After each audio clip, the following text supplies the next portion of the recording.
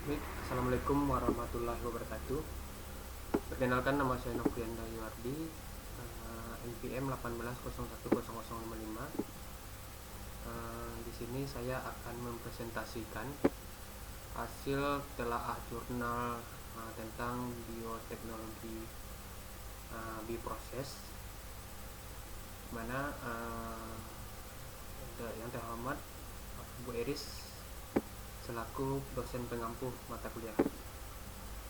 Baik, untuk telaah jurnal, di mana saya ambil 5 jurnal berikut ini. Jurnal pertama tentang penerapan teknologi fermentasi pada bioproses fermentasi minyak kelapa vermicell, dimana di abstraknya itu metode ekstraksi minyak dari endosperm kelapa dengan fermentasi, faktor-faktor yang harus dikendalikan untuk memecah emulsi dan membebaskan minyak, di mana ditemukan bahwa kondisi penggilingan memberikan pengaruh besar pada stabilitas emulsi santan. Kondisi optimal untuk fermentasi santan yang cepat menghubungkan dengan kondisi selama masa inkubasi. Fermentasi berkembang paling baik dalam kondisi ringan 28 derajat sampai 40 derajat Celcius. Fermentasi berhasil memecahkan emulsi pada kisaran relatif luas dan keasaman yang dapat dititrasi. Krim kelapa volume kecil, air kelapa, dan lontar. Dimana untuk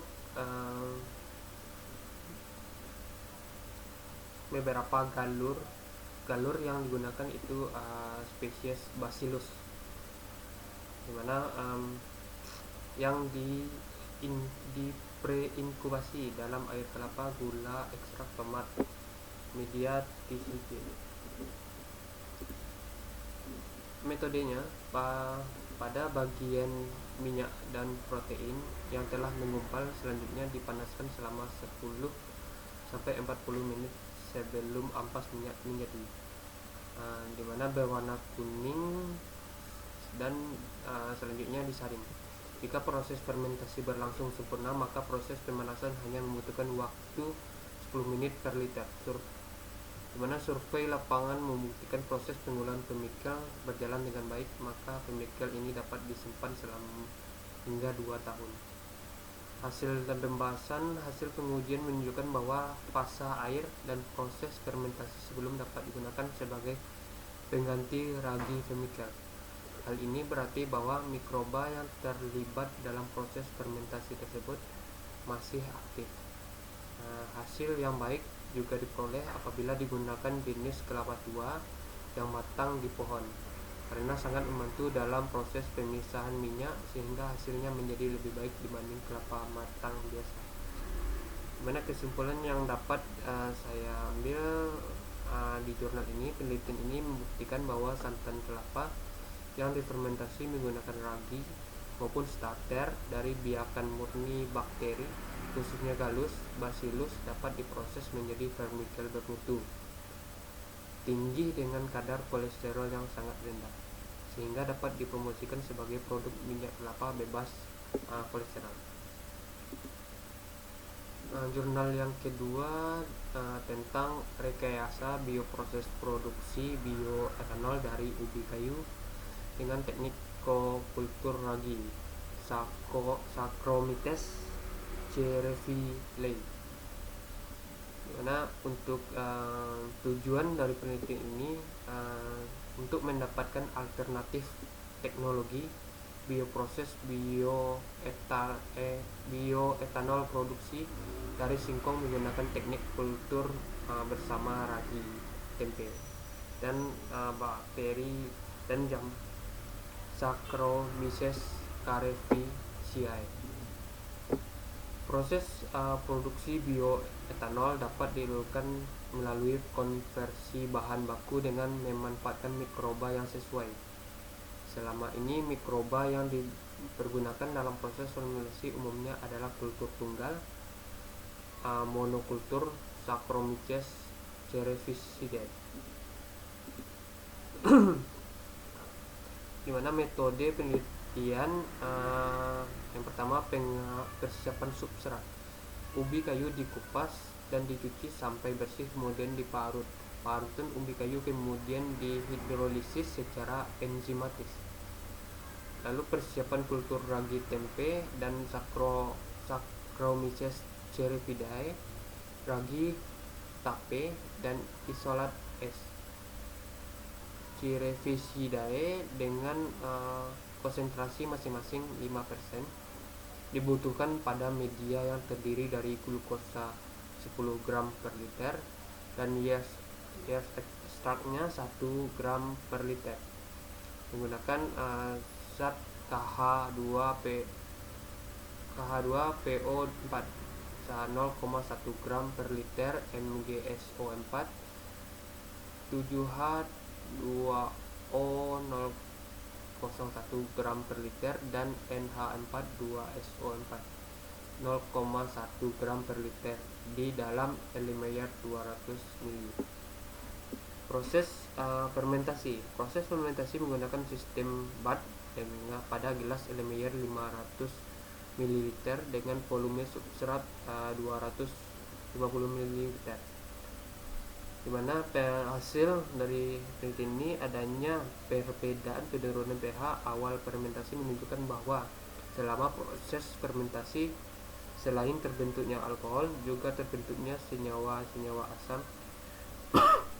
Terbentuknya senyawa asam dapat disebabkan oleh adanya oksigen dalam proses fermentasi, sehingga metabolisme mikroba berlangsung secara aerob.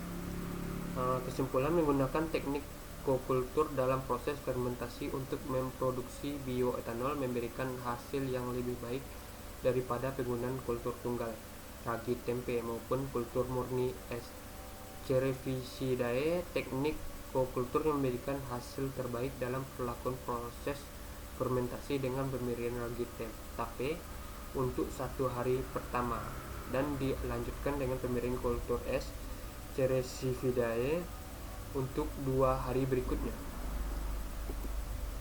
Jurnal yang ketiga, pemanfaatan surfaktan dalam pengelolaan limbah minyak secara bioproses, di mana salah satu teknologi pengolahan lumpur minyak adalah bioproses yang menggunakan aktivitas bakteri untuk mendegradasi hidrokarbon dari oil slug. Namun kemampuan bakteri yang menggunakan limbah minyak bumi sering terhambat oleh karakteristik minyak bumi sebagai fase non-air, cairan yang tidak dapat bercampur dengan air. Limbah minyak bumi berupa lumpur berminyak atau oil slug merupakan salah satu limbah yang berasal dari samping kegiatan industri migas. Lumpur minyak terdiri dari minyak air, abu, karat tangki, pasir, dan bahan-bahan lainnya. Penanggulangan secara biologinya atau yang lebih dikenal dengan teknologi bioproses merupakan salah satu upaya alternatif untuk mendegradasi limbah minyak bumi. Teknologi bioproses memanfaatkan aktivitas bakteri untuk mendegradasi hidrokarbon limbah minyak bumi.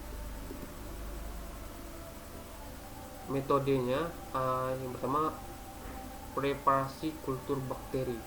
Sebagai bakteri pendegradasi limbah minyak digunakan kultur murni Pseudomonas aeruginosa yang berasal dari BLC. Dalam cakupan luas, jenis bakteri ini mampu mendegradasi hidrokarbon alifatik dan aromatik. Pertumbuhan bakteri dalam proses biodegradasi lumpur minyak yang mati berdasarkan populasi bakteri menggunakan metode angkat lempeng total.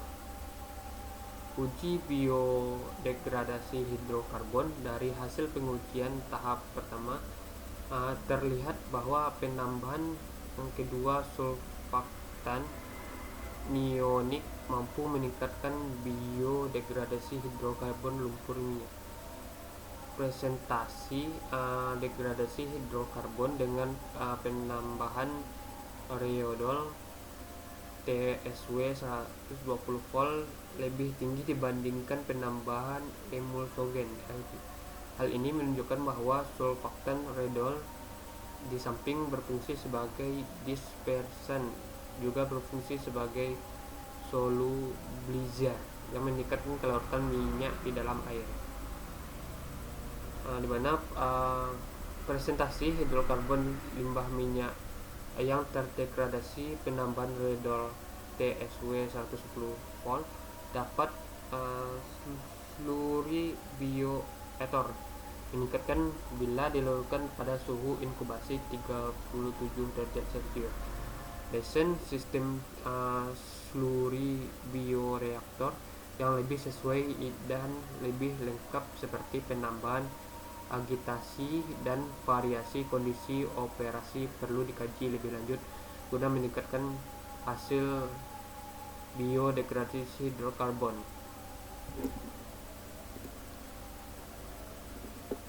Jurnal yang keempat mana pemanfaatan ampas tahu sebagai bahan baku kecap melalui bioproses Rhizopus sp. Di mana penelitian pemanfaatan ampas tahu sebagai bahan baku kecap melalui bioproses Rhizopus sp. Tujuan dan penelitian ini yaitu untuk mengetahui pengaruh lama bioproses Rhizopus sp terhadap kadar protein kecap ampas tahu dan kesesuaian dengan standar mutu kecap di Indonesia, serta mempengaruhi terhadap aroma dan cita rasa ampas tahu. Rancangan penelitian yang digunakan adalah rancangan acak lengkap dengan perlakuan lama bioproses Rhizopus sp, P0 tanpa fermentasi, P1 fermentasi 1 hari, P2 fermentasi 2 hari, dan P3 fermentasi 3 hari. Kandungan protein merupakan salah satu parameter penentuan kualitas kecap. Oleh karena itu, untuk meningkatkan kandungan proteinnya, dilakukan bioproses menggunakan Rhizopus sp. Kapang Rhizopus sp menghasilkan enzim amyolitik, lipolitik, proteolitik yang akan bekerja menguraikan molekul-molekul kompleks menjadi lebih sederhana sehingga lebih mudah diserap tubuh. Melalui fermentasi ini diharapkan kadar protein kecap ampas tahu yang dihasilkan akan meningkat. Metode penelitian dilaksanakan pada bulan April sampai Januari di Fakultas Biologi, jurusan Biologi Fakultas Biologika dan Alam Universitas Tadulako. Bahan yang digunakan untuk pengujian kadar protein adalah kecap ampas tahu hasil bioproses Rhizopus sp, NaOH 0,1 dan Aquades. Penentuan kadar protein menggunakan metode spektrometer sebanyak 1 gram. Sampel dimasukkan dalam Erlenmeyer 250 ml dan ditambahkan NaOH 0,1 sebanyak 100 ml. Diaduk selama 30 menit dan kecepatan 300 rpm. Selanjutnya disentrifuse dan didekantasi. Untuk hasil standar industri Indonesia, di mana tidak merujuk secara detail jenis protein yang digunakan sebagai standar dalam penentuan kualitas kecap. Dalam penelitian ini yang dipakai sebagai patokan dalam menentukan kualitas kecap adalah kandungan protein terlalu.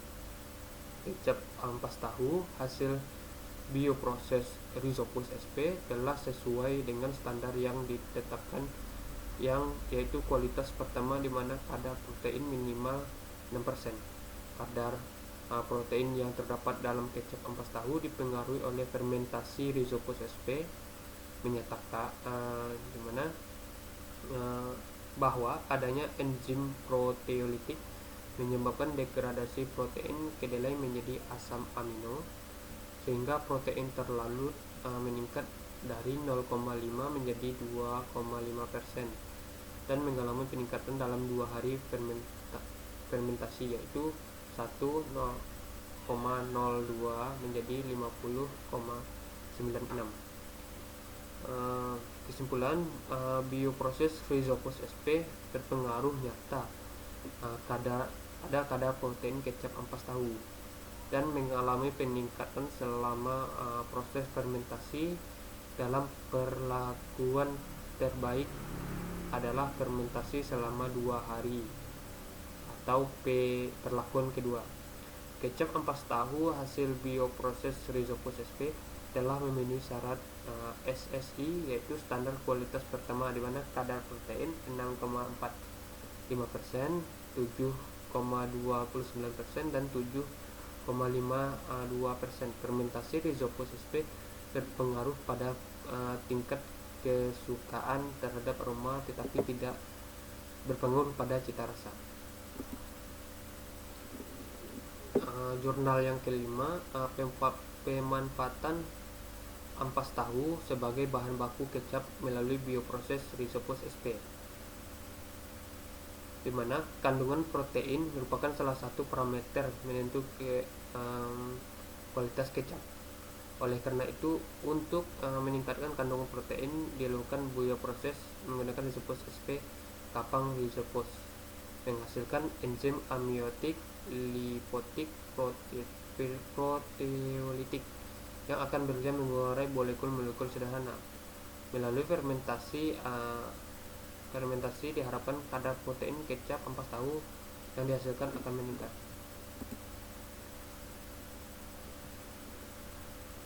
Metode alat yang digunakan dalam pembuatan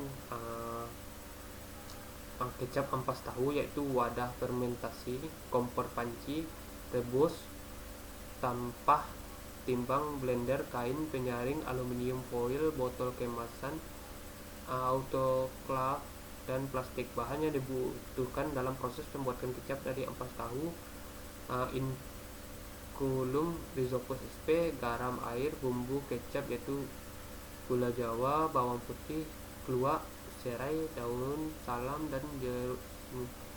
Bahan yang digunakan dalam pengujian kadar protein adalah kecap ampas tahu dalam hasil proses bioproses Rhizopus sp, NaOH 0,1 dan aqueous. Pembuatan tempe gabus. Ampas tahu dibersihkan dan dipres hingga kadar air berkurang. Ampas tahu kemudian dibungkus aluminium foil, dikukus selama 60 menit. Ampas tahu kemudian disteril autoclave selama 15 menit. Ampas tahu diinokulasi Rhizopus dan diaduk-aduk hingga merata plastik dan diberi lumpang, kemudian fermentasi sesuai dengan perlakuan. Pembuatan kecap. Tempe gabus dipotong-potong kemudian dimasukkan dalam larutan garam. Perendaman dilakukan dalam wadah fermentasi selama 24 jam. Hasil fermentasi disaring dengan kain saring. Cairan hasil penyaringan ini disebut dengan kecap mentah dan atau moromi. Rataan kadar protein hasil dan pembahasan, mana rataan kadar protein ampas menunjukkan kadar protein rendah pada perlakuan P0 tanpa fermentasi, yaitu 6,25%, dan rataan tertinggi pada perlakuan ketiga P3 fermentasi selama 3 hari, yaitu 7,52%. Perlakuan yang terbaik adalah pada fermentasi selama 2 hari karena waktu yang dibutuhkan lebih singkat tetapi menghasilkan kadar protein hampir sama dengan fermentasi selama 3 hari sehingga lebih efisien. Mana dalam penelitian ini dipakai sebagai patokan kualitas kecap adalah kandungan protein terlarutnya. Nah, dalam uji organoleptik berdasarkan hasil analisis statistik menunjukkan bahwa lama fermentasi Rhizopus sp berpengaruh nyata pada kesukaan aroma, sedangkan pada cita rasa memiliki perbedaan tidak nyata. Kesimpulan, bioproses risopus berpengaruh nyata pada protein kecap ampas tahu dan mengalami peningkatan selama proses fermentasi. Perlakuan terbaik adalah fermentasi selama 2 hari. Kecap ampas tahu hasil bioproses risopus telah memenuhi syarat SNI, yaitu standar kualitas pertama, di mana kadar proteinnya 6,45%, 7,25%, dan 7,52%. Fermentasi risopus SP berpengaruh pada tingkatkan kesukaan terhadap aroma, tetapi tidak berpengaruh pada cita rasa.